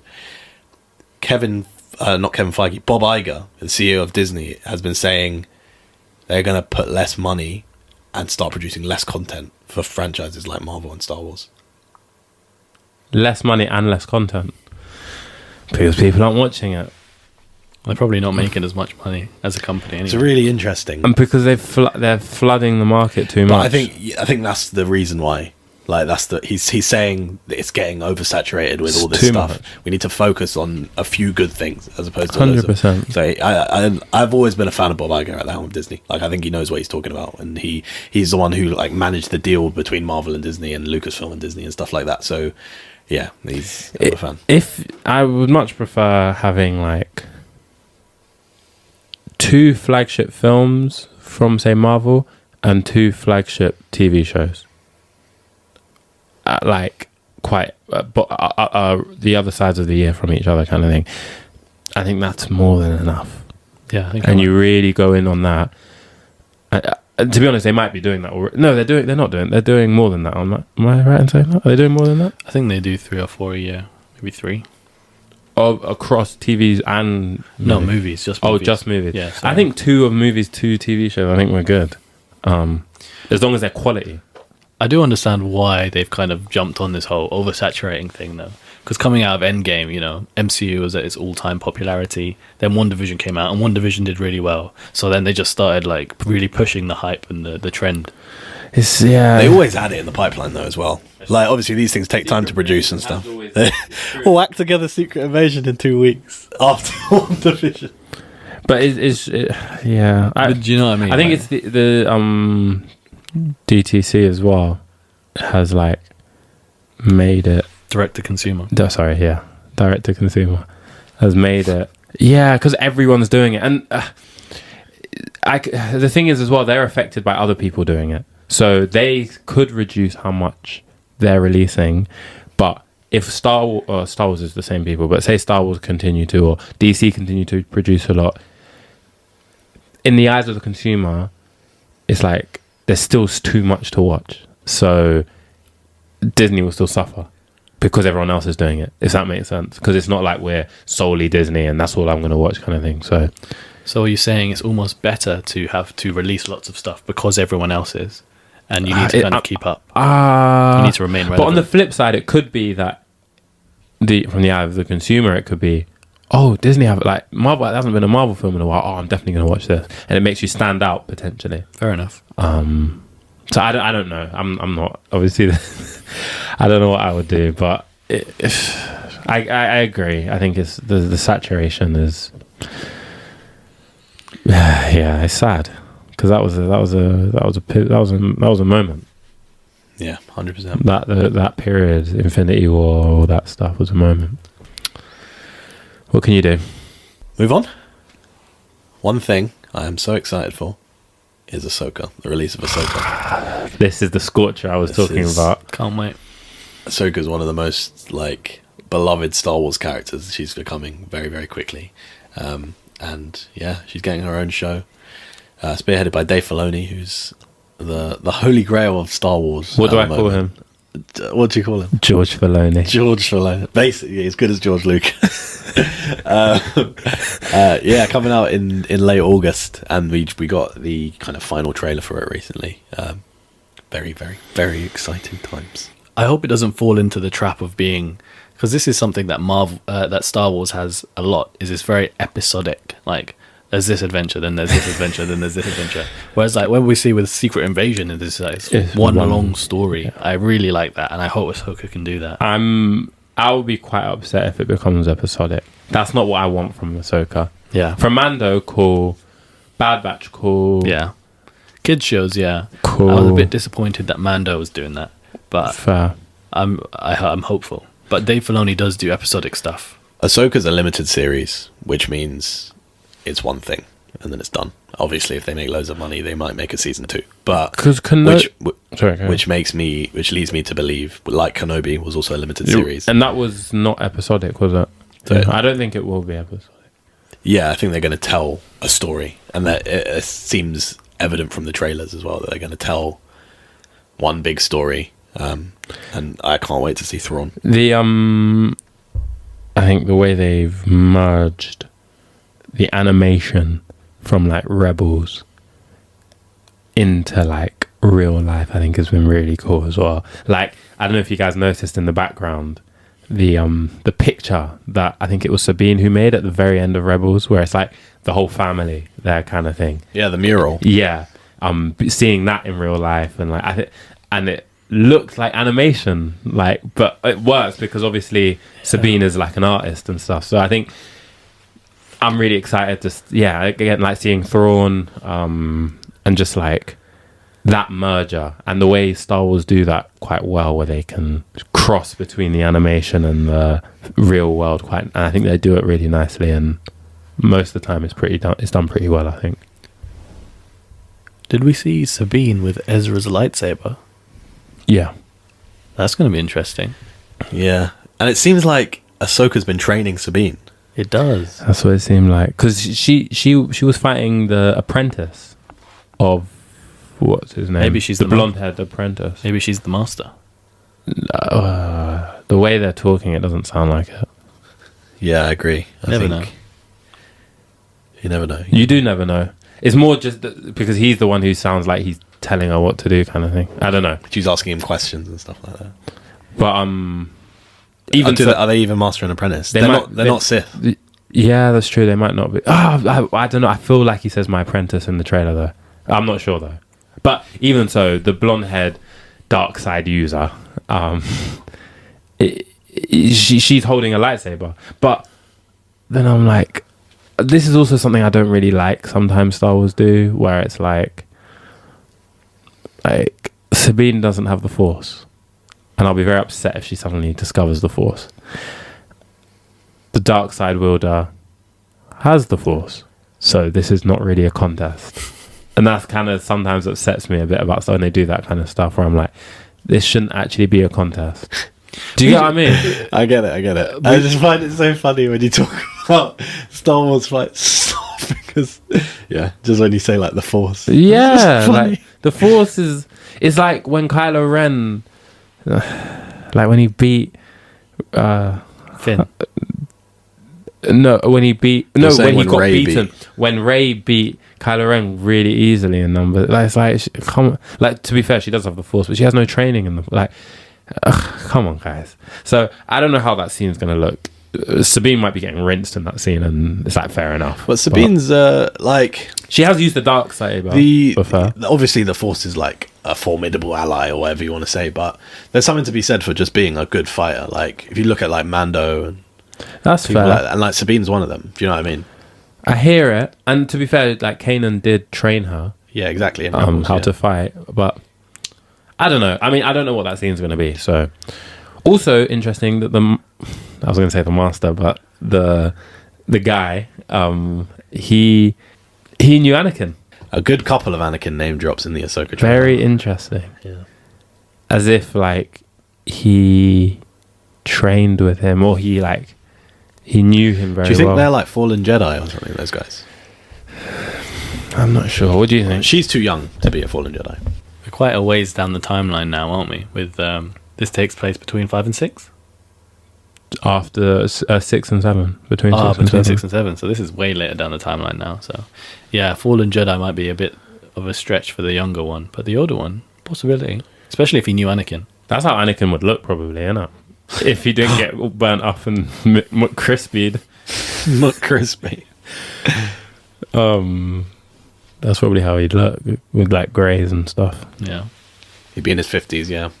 Did you hear? I heard like when he said, he mentioned something about when the guy referenced Anakin, Darth Vader's breathing was in the background. Really? Oh yeah, I noticed it because I watched it a couple of times. I noticed the second time. Didn't hear it. It's interesting. Who do you think as well? Like, where when there's that like dome they're in, and it's like, and there's that woman who's like doing the it's like she's doing magical stuff with the dome. Like, what do you? No, because at first I know like that they showed that, and I thought it was like, the world between worlds, or what's the realm between worlds? That's what it's called. Yeah. I thought it was that, but then watching more of it, I'm like, it doesn't seem like that. So I don't know. It'll be interesting. Yeah, absolutely. Because that's how Ahsoka came back to life, really. Yeah, using that. Well, she never really died. Yeah, true. Or maybe she did. Yeah, the world between worlds was an interesting. Tyler don't like it. It's all right. It was interesting. Yeah, I don't have anything to say about it. Thrawn, the return of Thrawn. That's going to be interesting. The master strategist. Cannot wait, man. That's your guy, isn't it? Thrawn's probably my favorite Star Wars character. It was really teased in Mando. Oh, they've been teasing it, Mando, for ages. Annoying, man, because it was like, I thought we were going to get last episode. I thought we were going to get a sight of him, but good choice to hold it. I think. I think good choice to hold it and just make him and I think he will go on to form the be the Thanos type villain for the Mandoverse conclusion movie that Dave Filoni's gonna was announced that he's gonna be making. So that's it. It'll be I think it all fits as like a puzzle piece into a bigger thing, which will actually end up being really, really cool. So do you reckon we're seeing Ezra like for a good portion, or do you think it'll be like last episode, or do you think they're gonna just tease him through the whole show? Well, there's a hologram of him, isn't there? There was a little hologram. I don't know if we'll see him. I mean, but if we don't see him, where does his lightsaber come from? Maybe Thrawn has it. Who knows? Did he leave his? I think he might have left it with Sabine. I don't think he had his lightsaber when he was in the in the ship. What are those animals called? Purgil. Nice. Love it, my co-host. I think he'll.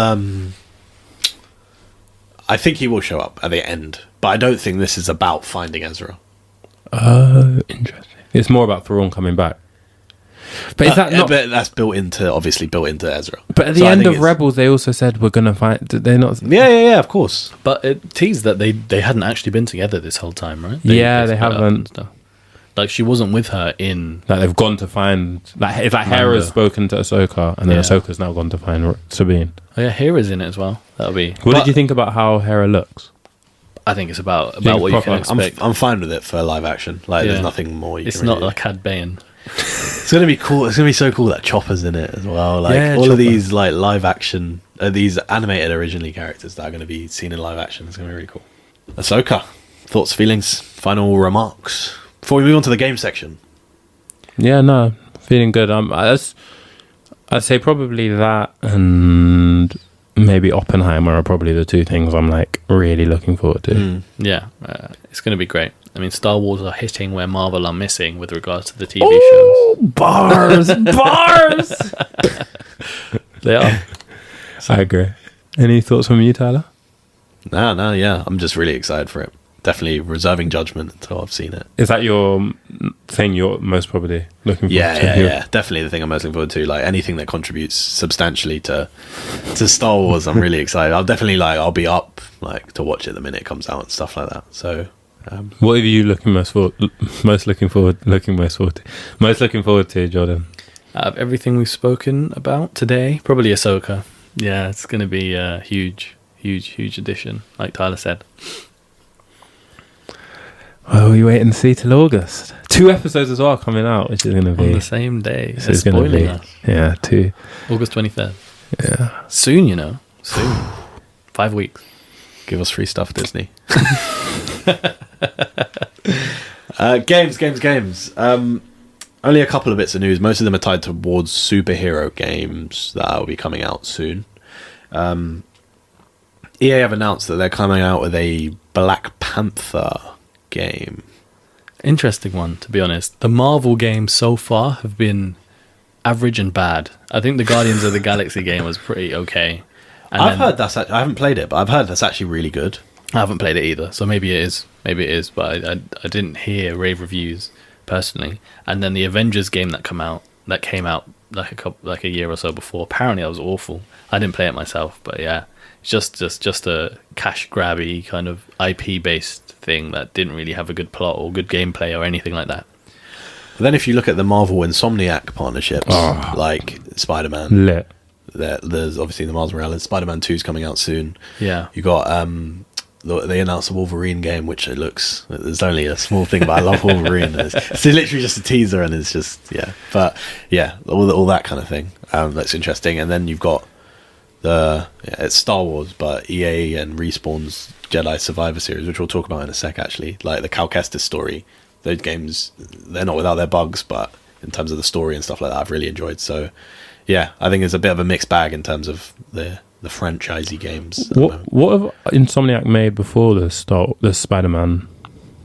Ratchet and Clank, but absolute classic. Oh, so this is not their big come up kind of thing. No, they've been around. They've been around for a long time. Yeah, but yeah, I think if what we get is similar to Spider-Man, then it will be very good. I think everyone will be very happy with it. Wakanda is a very good canvas to paint a great story onto, in the same way that New York kind of is for Spider-Man. And because there's not much like we don't have much of a layout for Wakanda, they can make it how they would wish. Absolutely. And I think it could fill the gap that Hogwarts Legacy did for Harry Potter, where it kind of expands the story, like where Hogwarts Legacy allows you to be able to explore Hogwarts. Now Black Panther will allow you to be able to explore Wakanda, and I don't know. I'm optimistic for it. It does seem like a very ambitious project, so hopefully it'll be good. And EA do good franchise stuff, like their Star Wars stuff. Battlefront, very good. And I was kind of hoping they were going to tie the Black Panther game into the MCU, like they did with Star Wars, into the Star Wars universe, but I don't think they will. Marvel's too separate to do that, I think. Whereas Star Wars, all of the content builds into one story. Yeah. Marvel is like, oh, okay, guys, this one's in its own little thing, so don't worry about it, kind of thing. Yeah. Which makes sense, I guess. Have you played the Shadow of Mordor game? Because Yes. it's by those developers, the Black Panther game. Oh, interesting. So it will be very combat focused, maybe. It's the Shadow of Mordor game was very good. I played the first one, not the second one, but it was very story driven, great mechanics. I'm guessing this is A Lord of the Rings game. Yeah. And when is it set in Lord of the Rings? I don't know, actually. I don't know. Sometime in the hundreds of years before the movies. Before the movies. Yeah. Okay. Well, it might be like quite recently before the movies, but Is it an old game? relatively. It's pretty old, yeah. Relatively, maybe 10 years. I don't know. Yeah, they was a good game, so that's a good sign. All right, yeah, I'll keep an eye out for that one. Very early news, but interesting. Job openings at EA/Respawn for like a development team, basically, and like marketers and all of that kind of thing. So I think that is a sign that they're going to start producing the third installment of the Cal Kestis. Will hopefully be sealed off in a trilogy, I think. I love a good trilogy. Which will be great. I've enjoyed both games so far, the Jedi Fallen Order and Jedi Survivor. And yeah, I like to see where Cal's story goes. You guys haven't finished off Survivor yet, have you? I'm waiting for Jordan to give me the game. This guy won't get it for himself. Oh my gosh. Yeah, I'm halfway through the Survivor one. Okay. I don't know how it ends, but I'm very aware of how it ends. But Jordan's not. You've I seen don't mind. the story. I don't mind. I don't really mind spoilers. yeah, But if I'm going to do it, I don't want to be spoiled. fair. But that it wasn't without its faults, the story. I think they potentially forced some bits in, but yeah, that's just my opinion. But it's definitely ended in a way where I'd be interested to see where Cal's story goes next, and I really enjoyed playing the game. So yeah, any more Cal Kestis is a good sign for me. I think what they did with Survivor, where Fallen Order was relatively linear, you played because you wanted to play the story. There's a lot of extra stuff in Survivor where it's like about exploration or building a town or all of that stuff that makes it more gamey as opposed to just following the main story.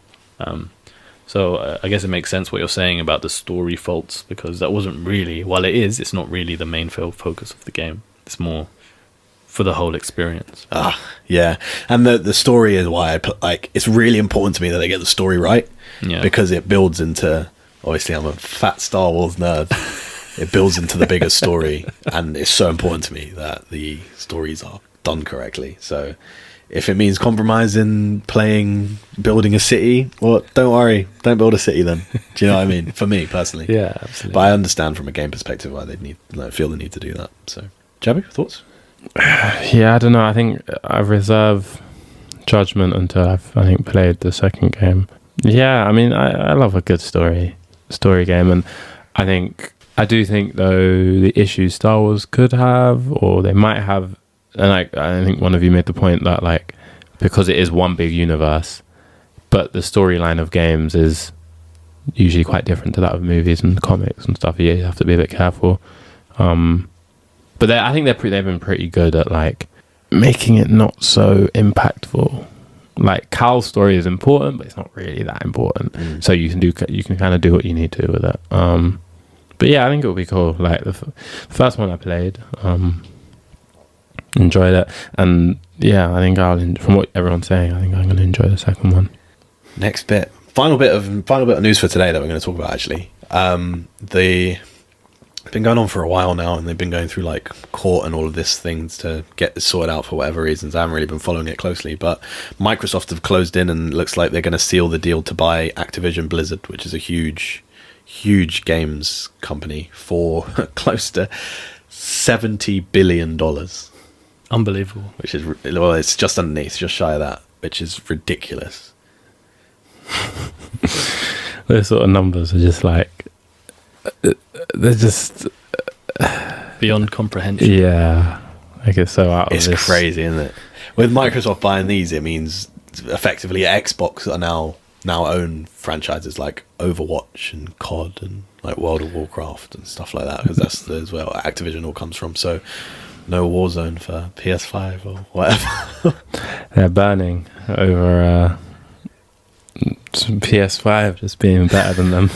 They're trying to get their own all the back. PS5 exclusives. Yeah, I think this is why it's been such a big deal. Why they've struggled to get the deal through is because of what it does mean for the gaming landscape. If one of the biggest console manufacturers now owns a lot of the biggest game titles and one of the biggest game studios, Forces people. you now kind of have to have an Xbox. it's almost you like know? a monopoly. Yeah. I can imagine it. You said, well, no, not even I can imagine. Did you say it was like a lot of court stuff?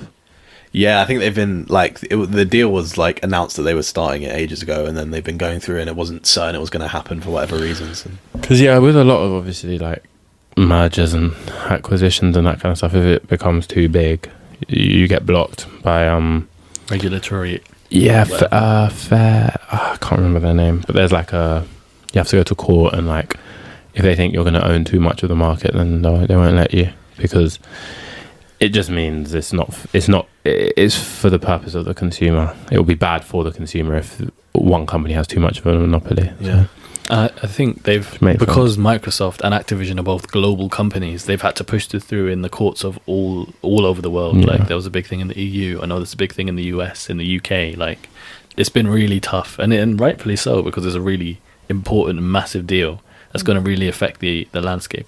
Honestly, yeah, and it's the same for like a lot of like. And there was a big thing in the publishing world where it's like one of the biggest publishing companies was trying to merge or buy another one, and they didn't let them because it's like you'll own too much of the market. Monopoly. So it's not fair, and it's not even not fair to the other companies. It's just it will be bad for consumers if a company owns too much. So yeah, I mean, if it's gone through, then clearly they think it will be okay, but who knows? the what's gonna gaming happen. industry is just. I think it's just so overlooked sometimes, and like the sheer size of it is ridiculous. People spend so much money on it. There's as consumers. so much money in the gaming industry, and there's so many different ways to game and different formats of gaming, especially on the rise of VR and stuff like that now. It's going to be really interesting to see where things go. Me and Jordan were talking about when we used to play PS2 when we were kids, and that wasn't even 20 years ago, and how far It's come, things like yeah. graphics and just the way games are played and the way consoles are like enjoyed and consumed has just changed entirely. Definitely. In another 15 years, what's that going to? That's not even that long of a period of time. Even just think about like how much money streamers make. That's such an isolated part of the gaming industry. Yeah. Like And it's now not even there's- to do with like hardware or the games or anything, but streamers make so much money. Because people like watching other people play games. It's not even about the buying of games or the buying of unbelievable. consoles. And then there's esports, which are like competitive gaming, It's- basically millions and millions It's in prize crazy. money and It's stuff. crazy. Yeah, the industry is ridiculously big. And it can be seen as not, I think it's becoming a bit more less of that, but it still can be seen, oh, you're just gaming or you're just, but it's a very if you do it right, I think it's a very credible, maybe not credible, but it's a very possible career choice. Do it correctly and you plan how you want to get into it, kind of thing. I think it's very possible, but and it's going away from it's just nerds who sit in their room and kind of thing. Do you know what I mean? Totally. And I think a big very thing, possible. a big thing that's helped that is not only the streamers and the YouTube and all of that kind of thing, because I know that's how lots of people have got into the gaming world, but like their games partnerships with Hollywood, like Super Mario Bros. The movie, for example. Yeah. Like, that was one of the biggest animated movies that's ever been released now. And yeah, just like kind of Even Sonic. Sonic, exactly. The merge of those two industries is just something that not to be trifled with, I think. And everyone played Super Mario Bros. Yeah, exactly. It's such a popular franchise that it was always going to do well, and the movie was actually good, and it stood on its own 2 feet, I think. Anyway, I don't know if you guys saw. I thought it was really good. Yeah. definitely give it a watch if you can. If you can. But yeah, that's all of our news for this week. Shall we can kind of go into the wrap up and talk about if anyone wants to have any final comments on like anything they're watching or reading or anything we haven't really spoken about that you wanted to say. Fire off. There's two things I'm enjoying. One is Demon Slayer. I'm a couple episodes. I'm more than a couple. I'm some episodes deep. And it's just cool. It's just fun. It's like, just cool. Yeah, what's the Demon Slayer thing? Like what's it about? It's an anime, and it's like I don't know how to explain it without. Well, this is the first episode. What's the premise of the show? Basically, there are demons in the world, and it's not People like slay them. Do they need to be slain? Nice one. Let's slay. And it's not demons in like the sense of like spirits and stuff. It's very like they're more like zombies. Okay, yeah. They're like monsters. Yeah. So it's like humans will turn into demons. That's how a demon's created. Oh, when you die, you become a demon. Is it when you die? Yeah, pretty much when you die. It's basically zombies. They are basically zombies, and demons eat like humans, and that's how they become stronger. Every time a demon eats more humans, they become they become stronger and stronger and stronger, kind of thing. And then the main character, his family get massacred, and then he has no idea about like anything. And then one of his siblings becomes a demon, but this is all the first episode, so not really spoiler. But his sister, who becomes a demon, doesn't start to like. She kind of tries to attack him, but like there's a bit more of a consciousness to her, and then it's like, oh, this is different. This doesn't normally happen. Then he goes on the journey to become like a demon slayer, which are like he gets introduced to people who go about kind of like saving, because like a town will be getting pillaged by a demon, so the demon slayer will go and whatever. So it's like introductory into that and all that kind of thing. But it's very cool, like the way they like do the like combat and things like that. It's very cool, and it's fun. Like it's quite a simple story, but it's quite fun. Is it intended to be watched chronologically, or is it like a thing where you could watch one and he's killing a demon? Because there's some shows which technically follow a timeline, but you could jump in anywhere and just watch an episode for fun. Avatar's kind of like that. Yeah, Pokemon kind of like that. Yeah, exactly. No, you kind of have to watch this one from the beginning. It's like so far. Well, I'm getting the feeling like it's going to become maybe a bit more episodic. Maybe not even episodic. Maybe like episodic, like maybe. You see how Clone Wars will sometimes have like 4 episodes which arc. follow, yeah, and then maybe the next 4 episodes follow a thing. But arcs, yeah. Yeah, so it might be a bit more like that, is what I'm getting. But so far, everything you've had to watch in order, kind of thing. So otherwise, it won't make sense. Exactly, but it's really good. It's not. I wouldn't call it super like brain tease or whatever. Like I don't know, something like Death Note, which was very like clever and stuff. It's not. I don't think it stands out in that sense, but it's entertaining. Like I definitely. What's the word? Would recommend. Definitely recommend. Getting tired. Yeah, I'm getting tired. And the other thing I'm doing or consuming, which I'm really enjoying, is Yellowface, which is a new book by Rebecca Kuang, an author. And yeah, I don't know if you describe her as on the come up. She's got some incredible work out already. So I don't know if she's serious bestseller. Yeah. Yeah. I don't know if I think she's probably past the range of like new author type of vibes. Yeah. I feel like she's quite established now. But my first book I read by her was her last book, which was Babel, and then her new one's just come out, Yellowface, and she's just so good at what she does. Like I don't know. I feel like a bit of a fanboy sometimes, but she is honestly so good at what she does. Like I'm like 7 chapters in, but like gripped. So there's 2 characters. One of them is like this best-selling author, and she's doing really well in her craft, like in her life, kind of thing, in like being an author. And there's another author who is like, she's not as good. She's quite like she's not on the best. She's not getting the magazine covers and all that kind of stuff. But they're not best friends, but they're friends. But there's those kind of, like a bit of resentment sometimes, and then the best-selling one passes away, and she dies, like she chokes on something in the presence of the other person, like the other author, and then she gets the opportunity to kind of like take something that she's been writing and then pass it on as her own piece of work. But because the person who doesn't die, she is a white person, she's white, and then the person who dies is Chinese. Yeah, she's Chinese, and she talks a lot about like Chinese experience, and like it's very culturally relevant, I guess, to like talking about the Chinese experience and that kind of thing.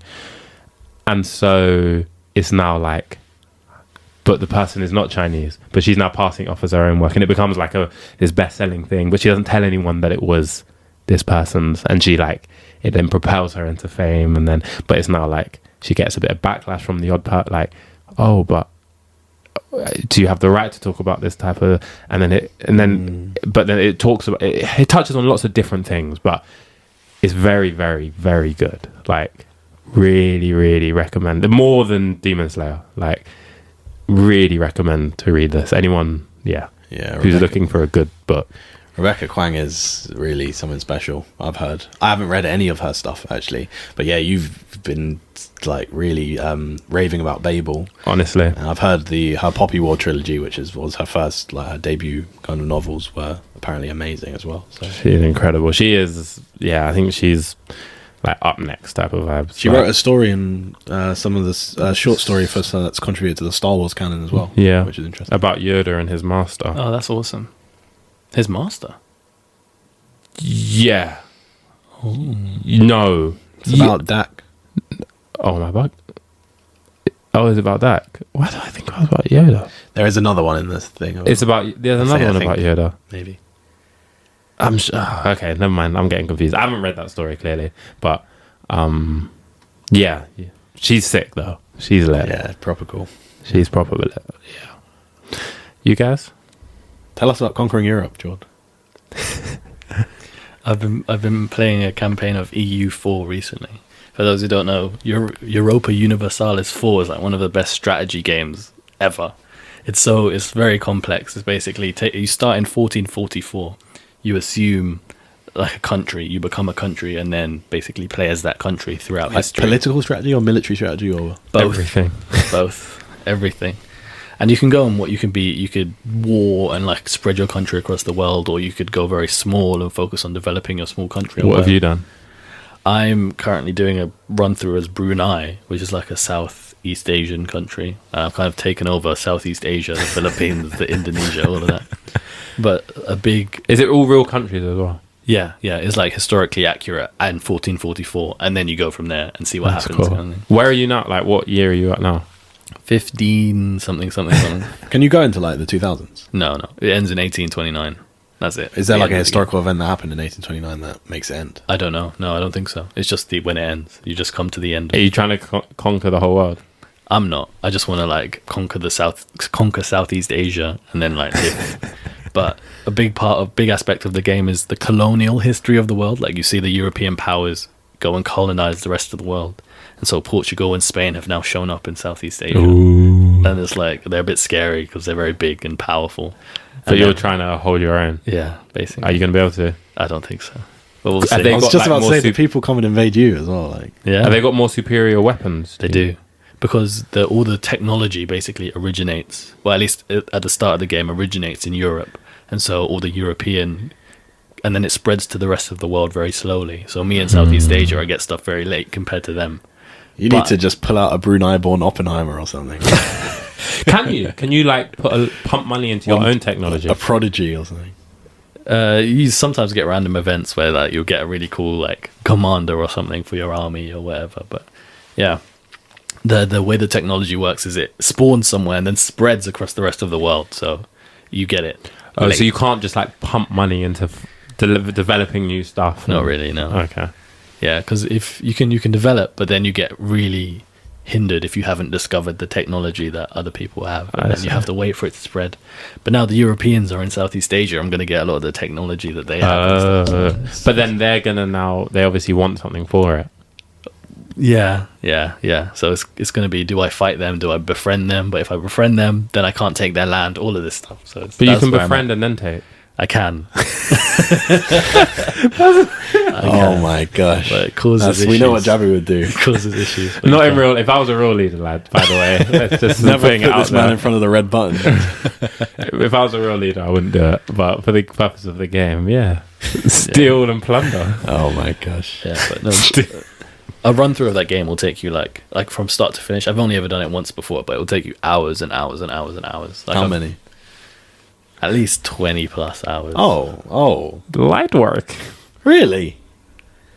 Yeah, I think I've played for about 10 hours, and I'm about a quarter of the way through. You can knock I that. thought You you were can going to say like knock that off in a weekend. 150 or 200 or something. Maybe I'm underestimating Because it. when you say hours and hours, when you say that, I take that as like you need to put like 400 hours into it. Because you have serious gameplay time. Look at Jordan's Steam account. It was just Way like- more than you. Oh yeah, definitely. Yeah, no, I think the average is like 10-ish hours, 20 that's hours. not- So yeah, you it's- can knock that off in a week. day, mate. That's a weekend. No, there's no way it's 10 hours. How many have you played through? Because I see you playing that every single day. Is it the same game you see him playing? He's potentially playing Crusader Kings as well, which is a different story. And then he has a couple of other like simulator games. Not simulator, but like RimWorld and stuff like that. What's that, John? Crusader King. How do you describe RimWorld? What kind of game is that? It's it's like a colony management game where you crash land onto this loves planet it. and you build your colony. He you know? loves it. It's great. And like Prison Architect and the stuff like that. That's a minor one. Oh, he absolutely loves it. Fully. I love it for you. Man. I kind of want Every to get time involved though. every time I go and see him, there's just like a map on his screen, and it's like he's planning out some kind of serious. How much is the game? Oh, it's one of those games that You if get DLCs if you and buy it all, it's going to cost you like hundreds of pounds, like £600-700. I haven't got it all. How much have you purchased? I got like a humble bundle, which is like humble bundle. Like, Is that what it's called? they're a humble company that give you games for cheap, then they give the money to charity, kind of thing. Oh, that's wholesome, man. Humble Bundle. Humble Go Bundle. visit humblebundle.com and Humble Bundle give me free stuff. Actually, no, give it to charity. So I got a couple of the DLC that way for like, I don't know, 50 quid or something. Oh, that's expensive. This is a proper. It's like a flagship AAA game. This is a proper I might as game. well buy Survivor. This is a serious. No, but you'll get way more hours out of EU4 than you will. Not the Survivor's going to give me more than 15 hours. Though. Buy £700 worth and see how much. No, I say 10-20 hours because most people don't go all the way to 1829. They finish in like 1600 or something. Oh. They reach their goals and they're kind of done with that playthrough. If you play all the way through, To 1829, yeah, that's what we were saying. 50 hours, 100 hours, like a Oh, lot. okay. A lot. If you do it So you're talking properly, about when you get by the time you'll get tired of the game, it'll probably be about 20 hours. you want to start something else, yeah. I don't know. But even just to For play me. the story and kind of freely explore a Hogwarts Legacy, I plugged in like 65, 70 hours to that game. And Yeah, but I'm talking of one run through of one country of this game that has at least 300 countries in it. And if you want to, and then you can do another. You can then do a European country. it will look different. Every You can playthrough do will look a entirely different depending on what you do. Completely different. Oh, so that's the quality of it. That's Where one it's of not, the exciting things it doesn't about it. feel like you're just playing the same thing. It's always fresh. Oh, yeah, that's quite cool. You can be, I might get. It's tempting me, you know. you can be Korea, you can be Spain, you can be, you know, And everything's completely different. a Native American tribe. You can be the Incans. You can be, What do you play it on? Like a laptop? yeah, Or yeah, PC. It's a PC game. iOS, Windows. Windows and Mac, I believe, You can just get it. on Steam. Get it on Steam. But yeah, if you want to do it properly, you got to spend about £700. But you can just buy the Get Base game. No, I'll probably just buy what you have. If Play it you- on your phone. iOS. It's a serious game. That sounds exciting. It's a serious. That sounds really fun. Anything from you, Tyler? What am I doing? I watched Free Guy, which is a movie starring Ryan Reynolds, which came out a couple of years ago now, I think. And it's basically he's like an NPC in a game, effectively, and he goes and does his job every day. He's like a bank teller, but yeah, it's just a big thing that unfolds, and basically how he gains autonomy, and then he's like, oh really, I am an NPC, but I have my own life, and he takes control of it, and he becomes the hero, and all of this kind of thing. It was fun, it was cool. The plot was interesting. It was about like it was like about there were two plots. One was Ryan Reynolds' arc, and then there was another kind of plot running alongside it, which was about the developers of the game outside of it and all the politics in that situation and stuff like that, which, yeah, it was cool. I had a good time with it. It wasn't anything too groundbreaking, but I found it was a fun watch. It was actually very funny as well. Obviously, whenever Ryan Reynolds, his line delivery quality is just impeccable. So good. So yeah, I had a good time with that. And then one thing that's been ongoing for a little while, which I'm kind of taking a bit of a break on, is I'm watching Attack on Titan at the moment. My first watch through of it. I know it's a very, very popular anime. Yeah, no, I'm really enjoying it. I've tried it. I tried it a few times over the years, but I never fully caught onto it. But yeah, this watch through, I think I'll see it through at least for a decent amount of time.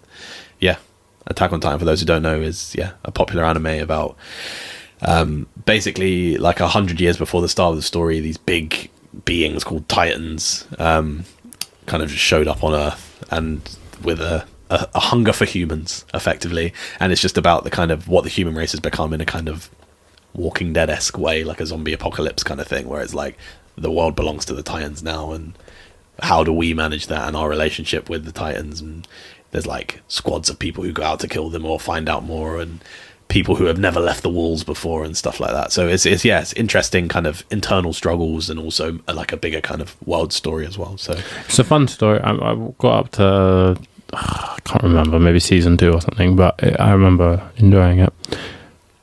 So yeah, I feel a bit long though. Yeah, certain parts. Yeah, drags a little bit, but it's good. So yeah, there's a reason it's so popular. Yeah, I'll definitely see it through. Like, I'm looking to get a bit more into watching some animes now, because there's some which have just been like some of the best bits of content I've seen in any kind of anything. So, like, I love Death Note so much. So what a great show, man. Yeah, I think anime is another one which is so popular, but it's also so many people see it in a certain light, which is it's kind of like what you were saying about gaming. But yeah, if a lot of people give it a chance, they'd actually really like it. 100%.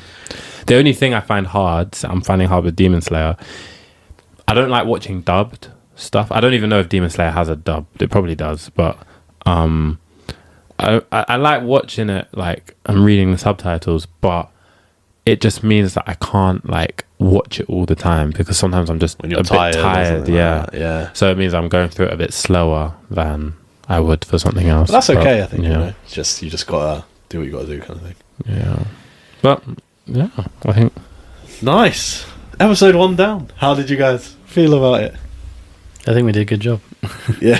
What, are we saying bye to them? This is part of it for me. Oh, this is part of saying bye. Yeah. Bye, guys. No, I enjoyed it. I thought this was a good episode. We covered a lot of content. We went through a lot. Yeah, for sure. It was a lot of news. A lot of news. And there'll be a lot more next time, so get ready. Hold on to your socks, Emperor Limper. Yeah. It'll be interesting. I hope we haven't bored people. Well, I think it's been something. I guess we'll see. No one's listening anymore. If not, it's been a good conversation. Yeah, I mean, we would talk about most of this stuff anyway. Exactly. So it's not really that deep. Maybe not in this structured way, but we talk about it. No, this is how we have our conversation. We say to Tyler, come up with an agenda for us, please. Agenda, you know. And then he transitions us between the topic. And we have to watch it before the conversation. Please don't come over until you've watched the Willy Wonka. We have to watch it. You know? If you like, I want to be part of it. You know, you're joking. We have to watch it. Oh, okay. No. It's been good though. No, yeah, I'm looking forward. And regardless on whatever, we have these combos anyway, so it's fun anyway. Exactly. It's good. But we'll be back for episode 2 in 2 weeks. Please sign in and like and subscribe and do whatever this platform tells you to do. This might not even be on YouTube. Like and subscribe. We're becoming those guys. We're becoming those kind of guys. Like and subscribe. Oh my gosh, you gotta do what you gotta do, man. There's a big old world out there. If they like you, they'll like you, man. Gotta get your slice. But no, Jordan, good. Yeah, very good. Enjoyed it. Good stuff. Well, all right. I guess we'll see you guys next time. See you later. Godspeed. What? out. Cut that. Nah, not cutting that out. We're not cutting that out. Definitely getting kept in. Jabby's doing the second half. Yeah, keeping that in.